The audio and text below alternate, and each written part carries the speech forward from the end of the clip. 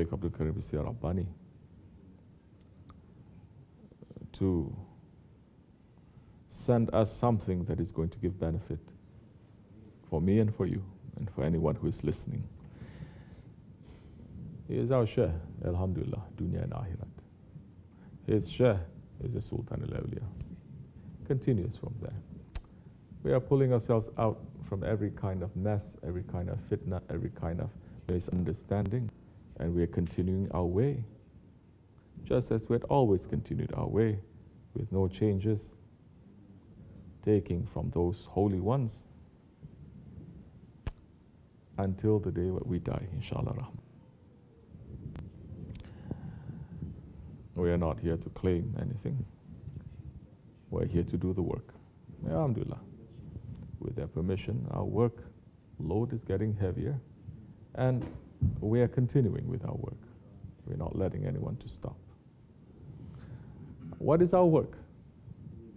Our work, it is to prepare ourselves first for death. That is our work. To prepare ourselves to be ready for death. If anyone who says that these words that we are saying, it is false, and it has no connection, it has no spirituality, it has no guidance, it has no irshad, now we say good luck to you. Then what is love? Talking about it. Death, that is something that Shaykh Effendi, taking from Shaykh Maulana and continuing in that way, concentrating on us. Remember death. First, before you think Mahdi alayhi salam is going to come, before you think this is going to happen or that is going to happen, the most important thing is to prepare ourselves for that death, which we don't know when it's going to come. It may be this second, this minute, it may be the next hour, it may be tomorrow. The believer must keep death very strong and very close. He must prepare for that, for the angel of death to come at any minute. Like what Shaykh Effendi is saying, the Turks, they were saying,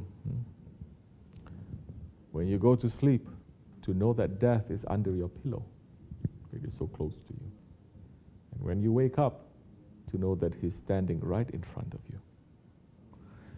If we are sincerely, as believers, sincerely thinking like this when we go to sleep, that we may die. There are thousands who go to sleep nighttime and they never wake up. They made all the plannings, they have all the program, they have everything that they say they want to do, but they are not prepared for that and they don't know. We remember death.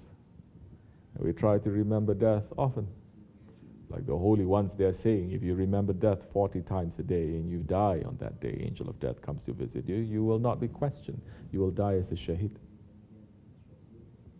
Whether it is Ramazan or not Ramazan, whether it is Laylatul Qadr or not, that is something that we have to keep alive.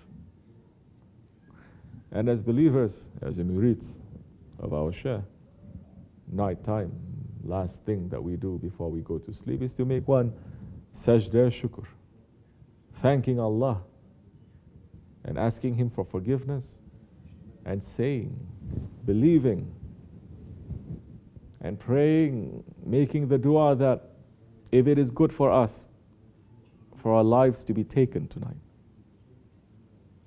that means we're preparing ourselves for the appearances of death every night.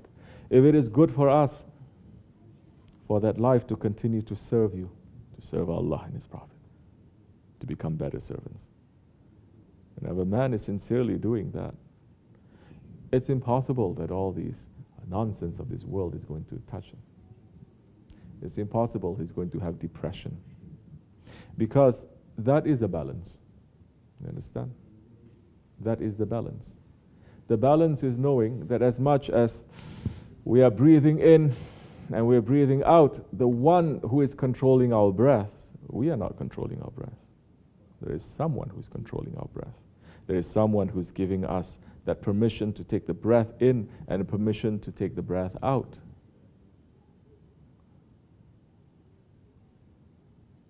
And if we are not understanding, and we are not appreciating this, when there is no balance with that, when we think that we are controlling our breaths, that's the time we will not be ready for this world and what it brings. Definitely will not be ready for the grave, and we're not going to be ready for the hereafter. There is someone who's controlling our breaths. And to understand that, Allah is the one who's controlling it. And if He does not give us permission, we cannot take one breath in. If He doesn't give us permission, we cannot exhale. In this month of Ramazan, where more we have to think about what the reality of this world is, what the reality of our nafs and our desires are, what the reality of our ego and shaitan is. The more we understand that, the closer we come to Allah. This is not the month that so many people are celebrating. Of course, this is a month we should celebrate. But celebrate like what? Just to be ha-ha-ha and happy and to be sunk more into the dunya, that when the night time falls, everyone is just circling around everywhere, forgetting Allah, forgetting Prophet, forgetting ibadat, and just to hang out whole night. So many are doing that, isn't it? What is this month for? This month is to keep the balance in believers, in mankind. This month is to teach us that this dunya and our desires, our ego and shaitan, they are not real. What is real is Allah. What is real are His orders. And when we follow His orders, we find life that time. As so many, correctly, they are celebrating Ramazan because it gives them life. They are looking forward to the fasting. They don't care so much for the eating and the drinking. But they are looking forward to the time when they can pull themselves out from this world. Pull yourselves out from this world, and in order to enter into a different world, the real world, always you have to go through the doorway of death. Always. Not eating and drinking and doing all these things. Yes, during Ramazan, we are forbidden to do that. And you know what? When you die, you can't do it either. So we are understanding what a little death is in this month of Ramazan. That we enter into a different world. And this world that is locked in our five senses, this world that we only see and touch and feel and taste, and this is only the lowest of the world. This is not the real world. And in order to enter into that real world, we have to detach ourselves from this world, from this lowest existence. And the Ramazan, it is balancing everything and giving the opportunity for the whole world, for the whole ummah, for everyone, young and old, rich and poor, to have the nearness and to have the opportunity and to have the access to that world and to be closer to Allah subhanahu wa ta'ala. This is not only given to intelligent people or scholarly people or young people or people. It is open for everyone. Unbelievers are still not going to, non-Muslims are still not going to understand. Thinking that Ramazan is a time that we torture ourselves. How are you going to explain? So you cannot explain. You can experience. How can you explain to someone that once you try to pull yourselves away from your animal characteristics, you start to discover your spirit, and it's giving you a satisfaction and a reality that is completely different, and it's giving you a real life? They are not going to understand until they experience. But you know what? Fasting has been prescribed for all earlier nations too. It's only in the second Jahiliyyah that the mushriks, they're not understanding. It's only in this second Jahiliyyah that non-Muslims are not understanding fasting.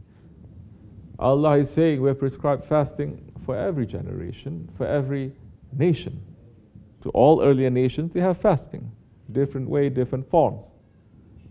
Because it is something that is necessary and inside of mankind. It is intrinsic. It is inside of our faith, of our spirit. That for the spirit to be free, for the spirit to understand and to pull down that energy, it has to let go of its animal characteristics a little bit. And more you let go of your animal characteristics, more you're going to be higher, closer to the angels. You can go higher than the angels. In the old days, unbelievers understand this too. Yahudis understand. The Jews, they understand. The Christians, they understand. Because they used to fast very strongly when they were holding on strongly to their faith. But in these days, Jews don't understand. Christians don't understand. So many Hindus, they don't understand. Buddhists, they don't understand. And the meaning of it, so many Muslims don't understand. What is the meaning of fasting? Because the fasting and the month of Ramazan has come to only to be busy with having fun and entertaining yourself. Yeah, we celebrate. We celebrate here at the Dergah all the time. But you know by yourself when the balance is off. You know by yourself when you're just busy. So many countries, they're busy now in this month preparing for Eid. And they enter into Ramazan to prepare themselves for Eid. Being busy what to cook, what to wear, being busy what to buy, being busy shopping. Isn't it?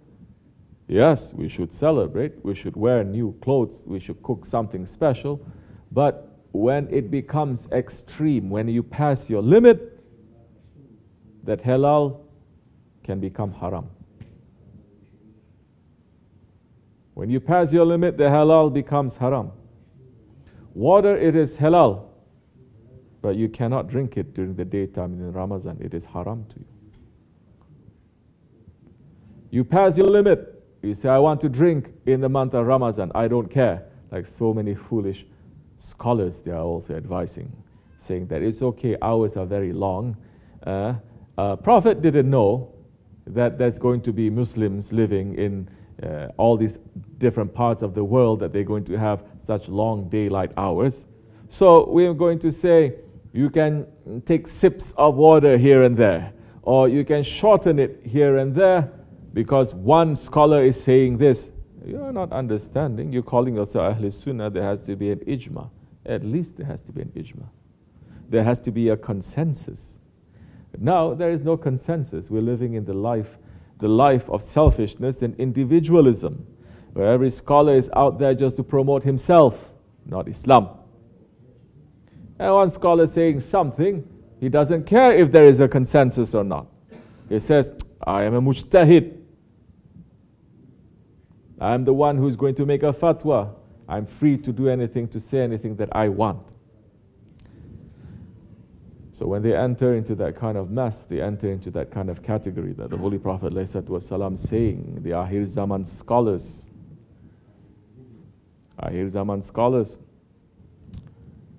they are going to be the worst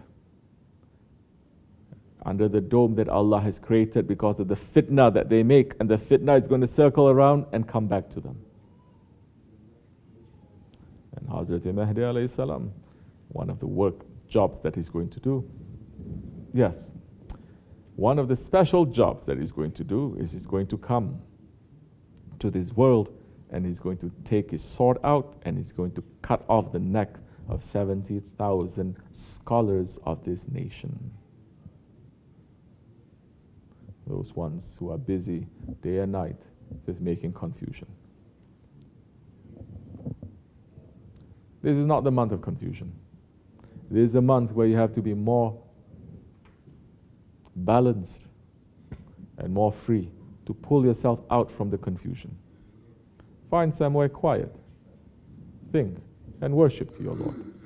Understand that time the blessings will come.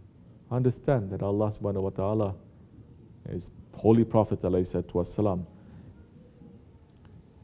knows and understands, and whatever that is given to us, it is until Judgment Day, and this is something, the benefits of the Ramazan, that is for everyone. Inshallah Rahman, we take this benefit and we're not going to lose it. Inshallah Rahman, we're going to take this month of Ramazan to give us more balance in our lives. Without this month of Ramazan, if we are not going through this month of Ramazan, there's not going to be any balance. Not mentally, not spiritually, not physically, nothing. Take this month to be a month of balance. Don't take this month to be a month of extreme. We should not be busy, again, with so much that this world has to offer, with the desires, with just eating and drinking. We should be busy more to come back to ourselves. The Ramazan is teaching us that, to come back to our own reality. That our own reality is not this world. That our own reality, it is not our desires. That our real reality, it is to be with Allah subhanahu wa ta'ala. Wa min Allahu tawfiq, al-Fatiha. Amin. Assalamu alaikum wa rahmatullah.